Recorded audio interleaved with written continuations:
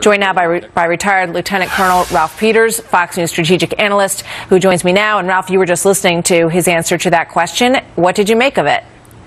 Well, I think to be Secretary Carter's answer about our strategy reflected Obama's strategy very well. It was unfocused, rambling, confused, and ineffectual. Now, actually, I think there's hope for Ashton Carter, but it's really symptomatic of the fact that he can't say Islamist terrorism. They can't say kill. They can't say the word kill.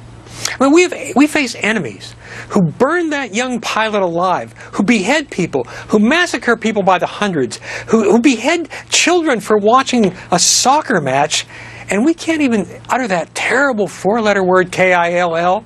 I will tell you, Martha, unless you are willing to exterminate, to kill and exterminate the hardcore extremists, you lose. Yeah, you know, I have to wonder what Ashton Carter's answer to that question would have been a few days ago in a private setting. But he does appear, at least in that first answer, and he's got 2 more hours, and we will certainly play any other answer that he gives to this question if it's, you know, more coherent and more put together. But every time, whether it's in a press briefing or the president's answering a question, any administration member becomes very tongue-tied when asked this question, Ralph, about how we are going to go about this.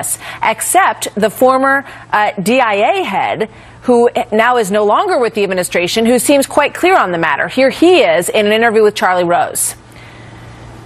You know, you have to define the enemy that you're facing, otherwise you can't defeat it. Right. And so I think that... So define it for us. Yeah, so I think that what we're facing is a Islamic religious extremist organization. And ISIS is a part of this, but this is actually much broader than that. Broader than Al-Qaeda? Much broader, than more dangerous than Al-Qaeda. Far more dangerous than Al-Qaeda. Call it like it is. I mean, let's get off the dime and just call it like it is. Which is one more time. Islamic extremism. No matter how many times he's pressed by Charlie Rose, he has the same answer, Ralph. Yeah, well, I've known General Mike Flynn since he was a captain, exactly 30 years. And Mike... Man, he has paid more dues than every member of the United Auto Workers in history. I mean, this guy has really been out there in Iraq, Afghanistan. He's seen the devil firsthand, and he's being absolutely honest. And he was basically pushed out of DIA because he wouldn't play the administration's game. Mike's a real American hero. He fought for what was right, and the Obama administration's answer was to sideline the guy. But it's bigger than any one individual.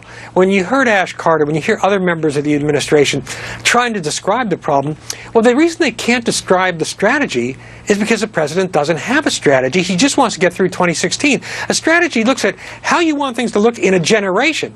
A strategy looks at complex end states. It weighs the means, the branches, the sequels, the alternatives. It's a very serious business, and this is not a serious administration. If I may just add, I'm tired of hearing the president and all the president's men and women saying, oh, Islamic State is a bankrupt ideology, is bankrupt.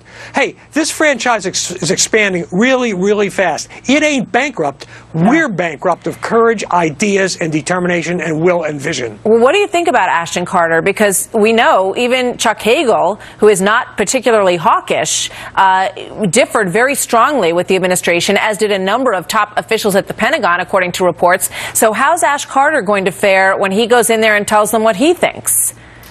Well, Ash Carter is going to be confirmed because everybody on the Hill realizes that he's the best you're going to get from this administration. Before he was nominated, others such as Michelle Flournoy reportedly turned it down because they knew Obama would be looking over their shoulder every minute and pulling the strings. And nobody wants a do-nothing job, but Ashton Carter, it means a lot to him. He's been an insider for a long time.